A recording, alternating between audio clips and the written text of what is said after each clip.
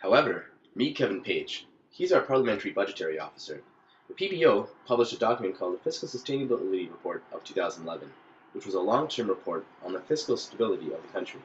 To date, Canadian governments have rarely published such analysis. The PBO used a 75-year time horizon in order to fully capture the demographic transition in Canada. Overall, the PBO's analysis suggests that the fiscal structure at the federal and provincial territorial level is not sustainable over the long term.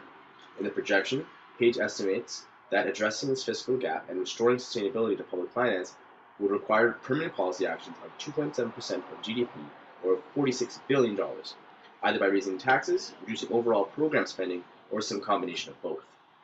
Any significant delay in implementing the required actions of sustainability increases the amount of corrective measures. For example, delaying fiscal actions by 5 years increases the fiscal gap from 2.7 to 3.0% of GDP. Delaying fiscal actions by 10 years increases the gap to 3.4% of GDP. 20 means 4.4, and 30 years equals 5.8% of GDP.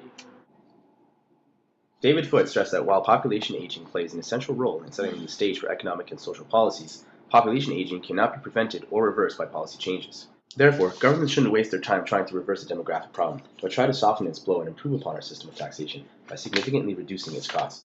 If Canada doesn't adopt a better long-term strategy, it is in jeopardy of going bankrupt. Consequently, this would cause our credit rating to drop, regrettably increasing the cost of servicing our debt.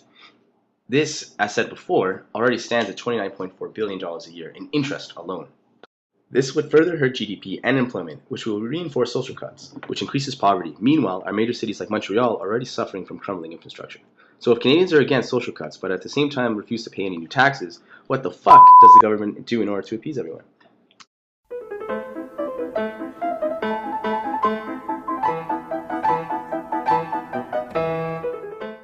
We call this the Brett Favre tax credit, since the goal is to influence those seeking to retire to contemplate it for at least an extra 3 years or longer. David Foote says that the continued participation of older Canadians in economic life is a key factor to their own well-being as well as that of the nation as a whole. He has also said policies that encourage baby boomers to delay their retirement will be required. To do this, we believe the government should increase the non-taxable income for those 65 and older by $1,000.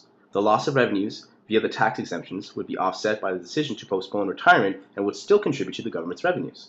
Those 65 and older contribute, on average, about $4,800. Therefore, the government would only raise, on average, $3,800. But this is better than not receiving any tax revenues from this demographic and having to fork out social benefits to them instead.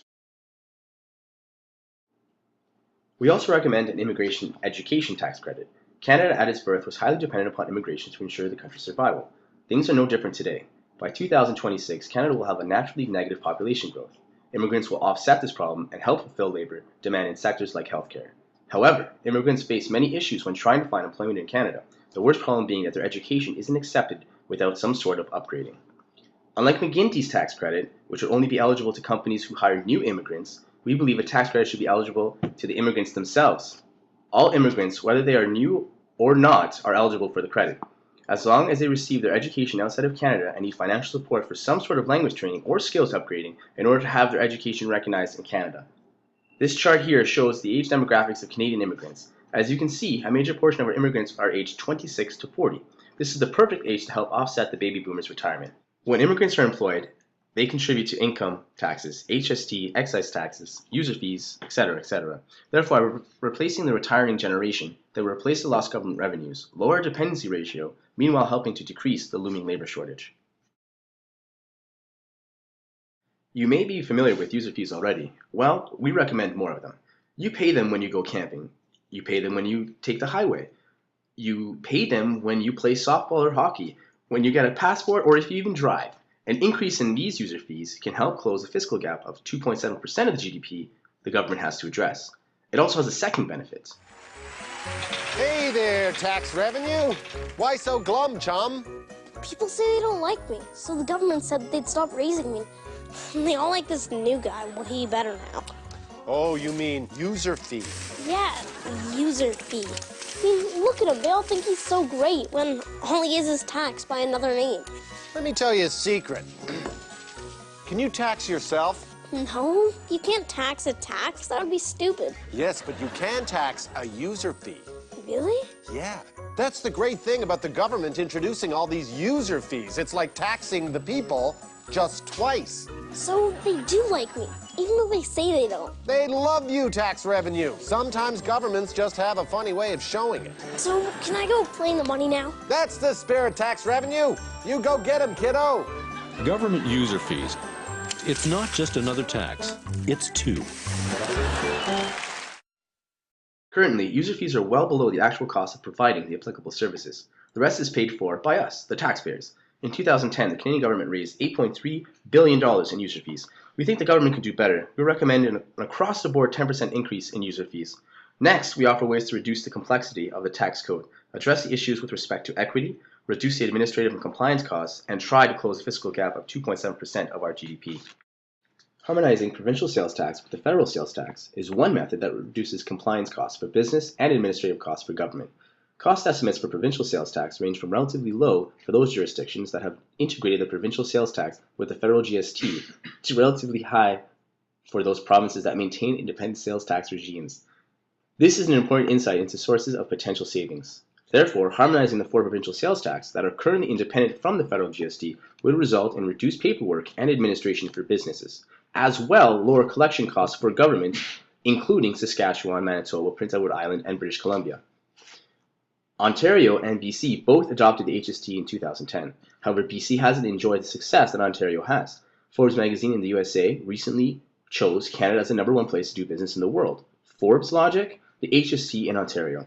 Although people hate the idea of the HST, the reason is that prior to the HST, things like gasoline and energy were not subject to provincial sales tax. We therefore believe the government should harmonize both sales taxes across the country, but not expand the coverage of provincial sales taxes into areas like gasoline and energy bills.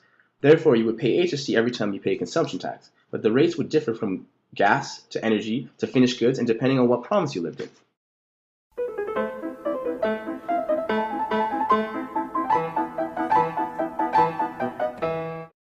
As mentioned earlier, billionaire Warren Buffett suggested that the US to tax their billionaires and millionaires more, considering they don't pay their fair share of taxes as it stands. As we pointed out, the problem associated with progressivity in Canada is far worse.